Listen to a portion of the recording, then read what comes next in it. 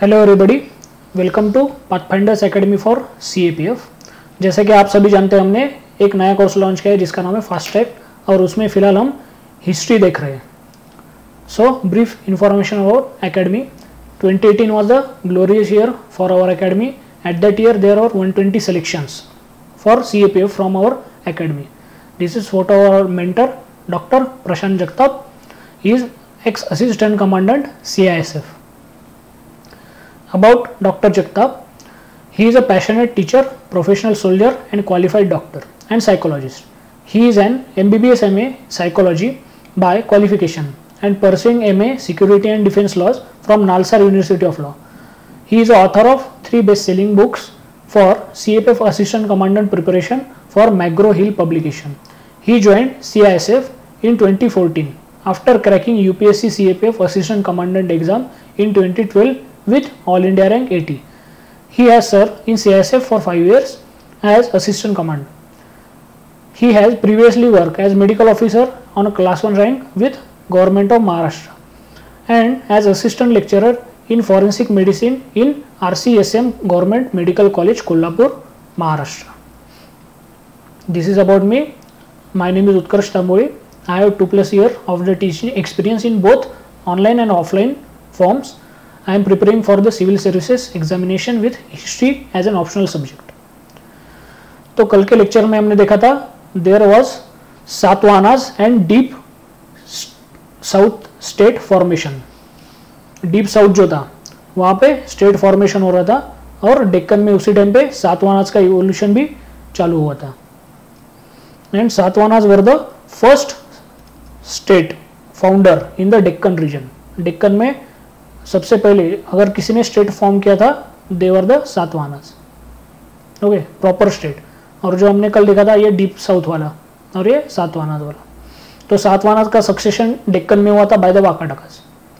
कल हमने last lecture में हमने देखा था कि Kushanas use to rule up to the MP। यहाँ पे Mathura was the second capital of the Kushanas. तो इतना सारा एरिया जो था वो कुशानास के अंडर था। कुशानास के डिक्लाइन के बाद, कुशानास का डिक्लाइन हुआ 230 AD में। उसके बाद उसका सक्सेशन या फिर सक्सेसिव स्टेट जो था वो था मुरुंडास। उनका भी डिक्लाइन हुआ विद इन 20 ईयर्स 250 AD में। और जब इनका डिक्लाइन हुआ at that time there was the rise of Guptas. तो ऐसा कहा जाता है कि गुप्तास जो थे, इनके जो अर्लियर पीपल्स थे, दे वर द फ्यूडेटरीज या फिर local sardars of the Kushanas. Kushanas के वो लोकल सरदार्स थे। So let's see about the Guptas. Guptas का फाउंडर थे श्रीगुप्ता। उनका बेटा Ghatotkacha. Ghatotkacha was the son of the Shrigupta. ये कहाँ से पता चलता है हमें? पुना, यानी कि आज का पुणे, महाराष्ट्र का। वहाँ पे कॉपर प्लेट मिला है, उसमें लिखा गया है, उससे पता चलता है। उसके बाद उसका डिसेंडेंट है चंद्रगुप्त। इसी को कहा जाता है चंद्रगुप्ता वन। चंद्रगुप्ता वन क्यों? क्योंकि गुप्ता डिनेस्टी जो थी उसमें 2 चंद्रगुप्त थे, उसकी वजह से। उसका टाइम पीरियड है 390 to 344 AD। इसके टाइम पे क्या हुआ था? Actually this was the reaction against the oppressive rulers. Oppressive rulers के अगेंस्ट ये रिएक्शन था। क्यों? जब कुशानास डिक्लाइन हो रहे थे तो यहाँ पे जो लोकल रूलर्स थे उन्होंने अपना अपना छोटे छोटे स्टेट एस्टेब्लिश किए थे और खुद को इंडिपेंडेंट किंग डिक्लेयर कर दिया था।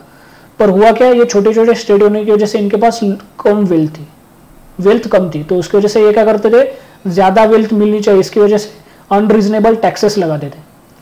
तो इसकी वजह से हुआ क्या, इनका रूल जो था वो ऑपरेसिव था, अगेंस्ट कॉमन पीपल था। तो उनको डिफीट करने के लिए for the reaction as a Chandragupta जो था उसने उसके टेरिटरी का एक्सपेंशन चालू किया फ्रॉम द मगधा। इससे पहले अगर देखेंगे हम श्रीगुप्ता एंड घटोत्कच, इन दोनों के टाइम पे there was no territorial extension, पर चंद्रगुप्ता के टाइम पे there was the rise in territorial extension.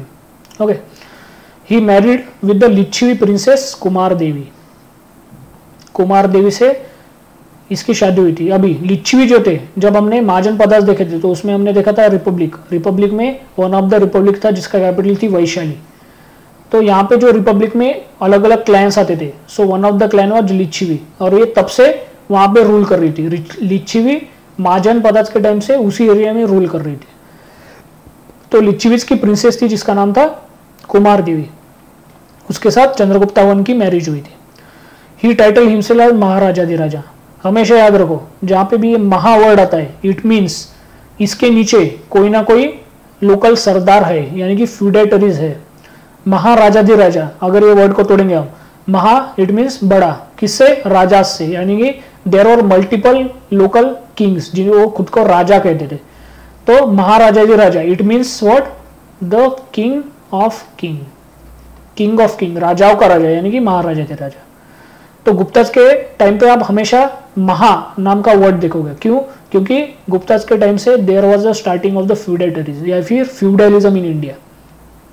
Okay, Chandragupta का डिसेंडेंट है समुद्रगुप्ता, उसका टाइम पीरियड है 335 AD टू 380 AD। इसके टाइम पे हरिसेना नाम का एक पोइट था इसके कोर्ट में, तो उसने प्रयाग यानी कि आज का इलाहाबाद, वहां पे प्रशस्ति लिखी थी। प्रशस्ति इट मीन्स इंस्क्रिप्शन, जैसा कि हमने अशोका का देखा था। उसी टाइम पे जो था वो समुद्रगुप्ता का रूल, और रूल के टाइम पे उसने प्रयाग में यानी कि इलाहाबाद में खुद का इंस्क्रिप्शन लिखा था by Harisena, by through Harisena. Okay, और ये जो इंस्क्रिप्शन है ये किस लैंग्वेज में? संस्कृत लैंग्वेज में। देन समुद्रगुप्ता के टाइम पे there was the construction of the Vishnu Varaha temple, और गुप्ताज जो थे उन्हीं के टाइम पे for the first time there was the evidence of sati. ये एक्चुअल डेट लेट है, यानी कि 510 AD में, और गुप्ताज का जो स्टार्टिंग हुआ था वो हुआ था अराउंड 300 AD। पर जो सती थी उसके लिए जो बैकग्राउंड चाहिए, वो बैकग्राउंड जो था वो यहीं से राइज होना चालू हुआ था। और ये बैकग्राउंड राइज होते होते जब सती तक पहुंचा तो sati became the common ritual of the society at that time.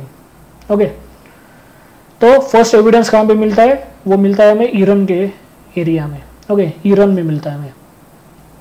Then during Samudragupta ही इशूड द गोल्ड कॉइन्स। अब गोल्ड के बारे में एक चीज जान लो, गोल्ड कॉइन्स जो है वो इंडिया में इंट्रोड्यूस किए थे बाय द इंडो ग्रीक्स।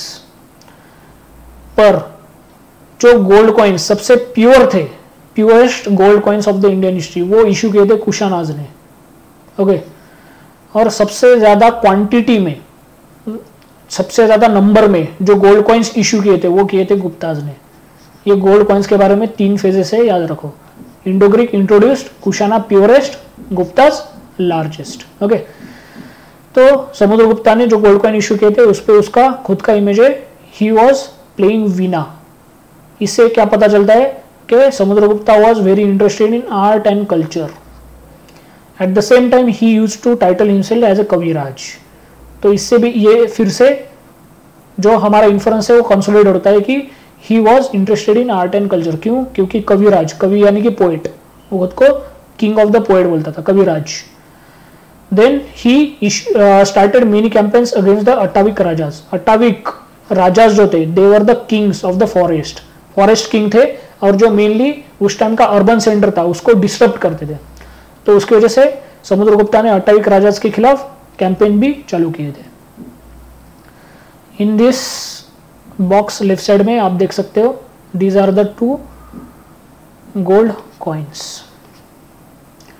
उसके बाद जो हमने अभी प्रयाग प्रशस्ति देखी थी, वो Prayag Prashasti was written by Harisena in Sanskrit language in opposite to the Ashoka. For example consider करेंगे, this is one kind of rock, ये रॉक सिस्टम है। तो ये साइड में जो था, अगर अशोका का इंस्क्रिप्शन है तो ये साइड में हरिसेना ने क्या किया, जो समुद्रगुप्ता है उसका इंस्क्रिप्शन लिखवाया था। यानी कि एक ही रॉक है और 2 अलग अलग साइड से 2 अलग अलग किंग्स के इंस्क्रिप्शन है। इसके बाद एक और होता है, ये जो प्रयाग प्रशस्ति है ना, इसमें एक और किंग का प्रशस्ति ऐड होने वाला है बाद में, उसका नाम है हर्षवर्धना। यानी कि अगर देखेंगे तो प्रयाग में अराउंड 3 इंपॉर्टेंट किंग की प्रशस्ति है, यानी कि इंस्क्रिप्शन है। सबसे पहला अशोका, उसके बाद समुद्रगुप्ता एंड हर्षवर्धन। समुद्रगुप्ता ने, ऐसा कहा जाता है, उसके लाइफ में कोई भी वॉर जो था वो हारा नहीं था, and that's why he was called as Napoleon of India. Harisena's Prayag Prashasti. Then he issued gold currency, but purity में वो कम था, लो था प्योरिटी। और इसी के टाइम पे there was a decline in foreign trade. हुआ क्या था, जो अर्बनाइजेशन मौर्यज के टाइम पे चालू हुआ था वो कंटिन्यूड था, पर जब गुप्ताज आए थे तो उसकी वजह से ग्लोबली ट्रेड कम हो रहा था, उसकी वजह से गुप्ताज का ट्रेड भी कम हुआ। फॉरेन रूल जो इंपॉर्टेंटली ट्रेड में पार्टिसिपेट करते थे वो फॉरेन रूलर्स अभी ट्रेड में पार्टिसिपेट नहीं कर रहे थे, उसकी वजह से इनका फॉरेन ट्रेड भी डिक्लाइन होता चला।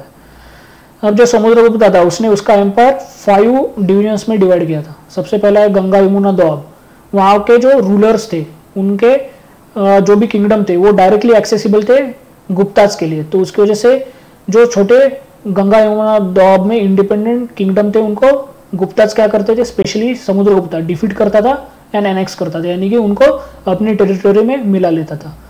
दूसरा जो डिवीजन था वो था eastern Himalayan state and republics, यानी कि ईस्ट ऑफ द मगधा पूरा एरिया। देन अटाविक राज्य जो हमने देखा फॉरेस्ट रूलर्स। उसके बाद हमने देखा east and south Deccan, east and south Deccan के छोटे छोटे किंगडम जहाँ पे ईस्टर्न गंगाज वगैरह बाद में जहाँ पे राइज हुए थे वो वाला। उसके बाद साउथ इंडियन किंग्स, स्पेशली कौन, 3 अपने डीप साउथ वाले, चोरा, चेरा एंड पांड्या, ये वाले। उसके बाद आता है इसका डिसेंडेंट, समुद्रगुप्ता का डिसेंडेंट बड़ा बेटा रामगुप्ता, उसने खुद को टाइटल दिया महाराजाधिराजा। इसने 5 type of copper coins issue किए, क्यों, क्योंकि इसके पास गोल्ड ही नहीं था। यहाँ पे हमने देखा था कि there was a decline in gold, क्यों, क्योंकि यहाँ पे फॉरेन ट्रेड नहीं था। अभी इंडिया में तो गोल्ड है नहीं, वो आता है फॉरेन ट्रेड से, तो फॉरेन ट्रेड अगर डिक्लाइन होता है तो गोल्ड का सप्लाई भी डिक्लाइन होता है, तो उसकी वजह से इसने 5 type of copper coins use किए। उसके बाद Ramgupta was defeated by the Shaka ruler Rudradaman I। इसके बाद हुआ क्या, रुद्रदमन ने क्या बोला कि जो भी गुप्ता का एमपी में एरिया है वो सब शकाज के अंडर आना चाहिए, और रामगुप्ता जो था इसने हार की वजह से वो चीज एक्सेप्ट भी कर ली। पर इसका छोटा भाई था जिसका नाम है चंद्रगुप्ता II, इसने क्या किया, रामगुप्ता को मार दिया। यानी कि इन दोनों के बीच में, रामगुप्ता और रुद्रदमन, इन दोनों के बीच में जो डील हुई थी हारने के बाद रामगुप्ता के, वो डील ही कैंसिल हो गई। चंद्रगुप्ता ने इसके बड़े भाई को मार दिया और थ्रोन पे बैठ गया कब, 380 में, और रूल कब तक किया, 412 AD तक। इसने मैरिज एंड कॉन्क्वेस्ट पॉलिसी चालू कर दी थी, वो आगे हम देखेंगे मैरिज किसके साथ किया था और कॉन्क्वेस्ट क्या किया था। ओके, इसने खुद को टाइटल लगाया विक्रमादित्य। ये टाइटल के बारे में मैंने कहा था कि विक्रमादित्य नाम का एक किंग था जो रूल करता था अराउंड 57 BC में गुजरात रीजन में। तो actually initially Vikramaditya was name, पर इसके जो वैलर्स थे इसकी वजह से दिस बिकेम द टाइटल, और इंडिया में टोटल अराउंड 14 विक्रमादित्यस थे। लास्ट वाला जो विक्रमादित्य था उसका नाम था हेमू, राजा हेमू। अगर आपने जोधा अकबर वगैरह मूवी देखी है या फिर आपको पानीपत 2 पता है, the second battle of Panipat, तो उसमें अकबर ने हेमू को खत्म किया था। तो ये जो हेमू था he was a last Vikramaditya, last यानी कि अराउंड 14 जो विक्रमादित्य है उसमें का लास्ट विक्रमादित्य राजा हेमू। ओके, उसके बाद his daughter Prabhavati married with Rudrasen II of the Vakataka dynasty. Vakataka जो थे वो अभी हमने मैप में देखा था, वो डेक्कन में रूल करते थे, they were the successor of the Satavahana. उसके बाद चंद्रगुप्ता II के टाइम पे जो टेरिटरी थी गुप्ताज की वो बहुत ज्यादा बढ़ गई, उसकी वजह से उसको सेकंड कैपिटल तैयार करनी पड़ी, इट वाज द उज्जैनी। यानी कि होता क्या था, जो मगधा था वो ईस्टर्न रीजन को हैंडल करता था और जो उज्जैनी था वो वेस्टर्न रीजन को हैंडल करता था। ही इंस्टॉल मेहरावली पिलर, सबसे पॉपुलर आयरन पिलर जो अभी तक ऐसा कहा जाता है कि रस्ट नहीं हुआ, वो मेहरावली में इंस्टॉल किया था ड्यूरिंग द चंद्रगुप्ता II। इसी के टाइम पे first Chinese traveller Fahien India में अराइव हुआ था कब, 399 AD में, और वो गया कब, 414 AD में। ओके, फाहियान। इसके बाद there were 2 important Chinese traveller, बहुत सारे आए थे पर इसके बाद 2 इंपॉर्टेंट है जिन्होंने उस टाइम का कंटेम्प्रेरी अकाउंट लिखा है। उसके बाद ही किल्ड रामगुप्ता, ये तो हमने देखा, एंड उसकी जो विडो वाइफ थी जिसका नाम था महादेवी ध्रुवा देवी, उसके साथ इसने शादी कर ली। यानी कि बड़े भाई के विडो वाइफ के साथ इसने शादी कर ली। क्यों, क्योंकि इसका जो थ्रोन था इसको कोई चैलेंज नहीं चाहिए था। अभी अगर इसने बड़े भाई के विडो वाइफ के साथ अगर शादी कर ली तो विडो वाइफ ये थ्रोन के लिए क्लेम नहीं कर सकती थी, तो उसकी वजह से इसने पॉलिटिक्स खेला।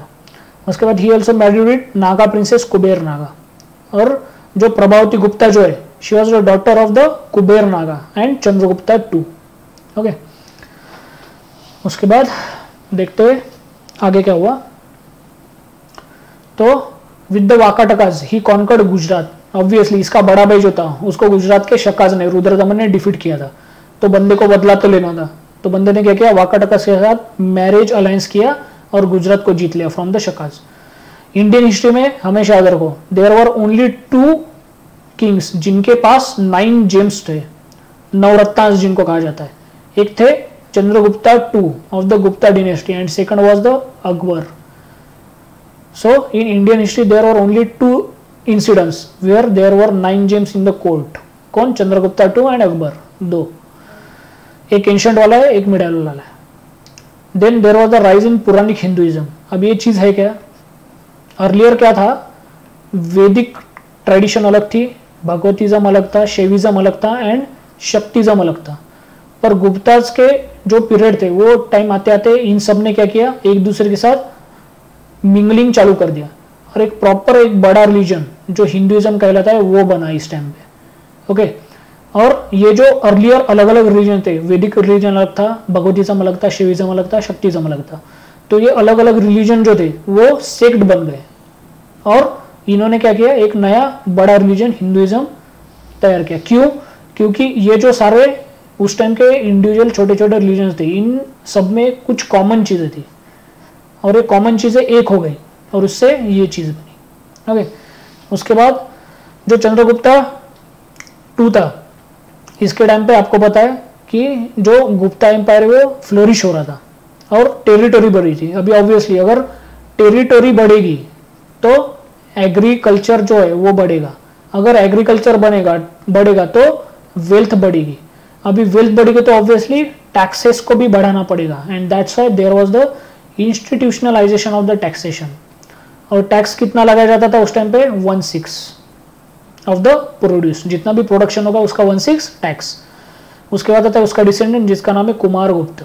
टाइम पीरियड है 412 to 454 AD। इसी के अल्टरनेट नेम है शकरादित्य और महेंद्रादित्य। अब ये जो नाम है ये हमें कहां से पता चलता है, ये पता चलता है नालंदा से। नालंदा जो बुद्धिस्ट यूनिवर्सिटी थी, it was started during the Shakraditya, और शकरादित्य का अगर टाइम पीरियड देखेंगे it exactly matches with Kumargupt, यानी कि कुमारगुप्ता ने नालंदा यूनिवर्सिटी जो थी बुद्धिस्ट यूनिवर्सिटी उसका कंस्ट्रक्शन किया था। ओके, इसके टाइम पे पुष्यमित्र टाइप ने रिवॉल्ट किया था एंड हुनाज का इन्वेजन हुआ था, पर इन दोनों को हराया था कुमारगुप्ता ने। उसके बाद सबसे सिग्निफिकेंट लेटर गुप्ता जो था वो था स्कंदगुप्ता। इसके टाइम पे क्या हुआ था, मुखारीज नाम के एक फ्यूडेटरीज थे गुप्ताज के, वो रहते कन्नौज रीजन में, तो उन्होंने खुद को इंडिपेंडेंट डिक्लेयर कर दिया और कन्नौज रीजन जो है उसको अपनी कैपिटल बना दी। उसके बाद इसने खुद को विक्रमादित्य टाइटल भी लगा दिया। देन जूनागढ़ नाम की प्लेस है, वहां पे प्राणदत्ता नाम का एक बंदा था जो कि स्कंदगुप्ता के कोर्ट में वन ऑफ द मिनिस्टर भी था। उसने जूनागढ़ में इंस्क्रिप्शन लिखा है जिसमें कि स्कंदगुप्ता को ग्लोरीफाई किया गया। इसके बाद चलते हुनाज। यहाँ पे अगर आप देखोगे इमेज में एकदम नॉर्थ वेस्ट साइड में देखो, ये वाला हुनाज। एक्चुअली इससे पहले जो हमने देखा था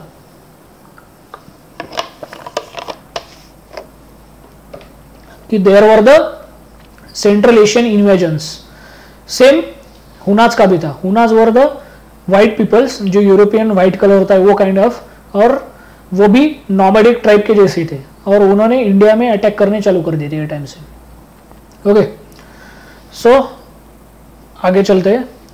यहाँ पे यू कैन सी हुआ क्या बाद में, जो स्कंदगुप्ता के बाद जो भी लेटर गुप्ता रूलर्स थे वो इतने प्रोमिनेंट नहीं थे, उसकी वजह से हुनाज ने क्या किया, उनका एम्पायर इंडिया में एस्टेब्लिश करना चालू कर दिया। उनको कहते हैं व्हाइट हुनाज, या फिर उनका एम्पायर जो था उस एम्पायर को कहते हैं हेप्थैलेट एम्पायर। अब हुनाज जो थे उनका एस्टेब्लिशमेंट इंडिया में किसने किया था, उसका नाम था king Toraman. He was a contemporary of the Bhanugupta. Later Guptas का one of the Gupta ruler था भानुगुप्ता। तो इसके टाइम पे तोरमाना ने क्या किया था, पंजाब एंड MP तक का जो रीजन था उसको कॉन्क्वेस्ट कर लिया था। उसके बाद उसका डिसेंडेंट आता है मीरकुला। जब हमने डिक्लाइन ऑफ द बुद्धिज्म देखा था तो उसमें हमने देखा था कि Mirkula was a one of the persecutor of the Buddhist monks. Okay, तो during Yashodhavarman and Narasimha Gupta, Narasimha was the one of the Gupta ruler at that time. और उसी के टाइम पे देयर वाज वन किंग जिसका नाम है यशोधवर्मन। इसका भी राइज हुआ था कहां से, मालवा रीजन से।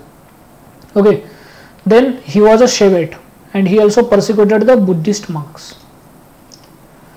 Then उसका डिसेंडेंट आता है जिसका नाम है अजय जत्रो हुना, इसी का कहा जाता है अल्टरनेटली अजय हुना, ये जत्रो कभी कभी नहीं कहा जाता है, अजय हुना। और लेटर हुनाज का इतना सिग्निफिकेंस नहीं है, सिर्फ इतना ही है कि they started matrimonial alliance with the Gujjaras. Gujjaras were the one of the ruling clan at that time in the western India. और ऐसा भी कहा जाता है कि राजपूत का जो ओरिजिन है इनका भी हुनाज के साथ कुछ रिलेशन है। ओके, देन अभी देखते हैं system of administration during Gupta. Gupta ने क्या किया था, इनका बहुत बड़ा टेरिटोरियल एक्सटेंड हुआ था, तो उन्होंने अपनी टेरिटरी को स्मॉल डिविजन्स में डिवाइड किया था। सबसे पहला था भुक्तीज, उसका हेड था उपरिका मीन्स स्टेट, आज के स्टेट्स।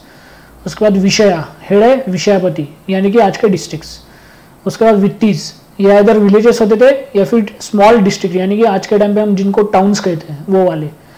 उसके बाद ग्रामा का हेड था ग्रामापति। ओके, सो यहाँ पे भी grama was the smallest administrative unit at that time. Then life during Gupta में और बाकी चीजें देखते हैं। Gupta rulers use big titles, जो हमने देखा है वो हमेशा महा लगाते थे किसी भी टाइटल के सामने, महा। ओके, उसके बाद there was no succession certainty, ये एविडेंट कहाँ से मिलता है हमें, Ramgupta and Chandragupta two. Chandragupta two ने रामगुप्ता को मार दिया था। Okay, so there was no certainty in succession.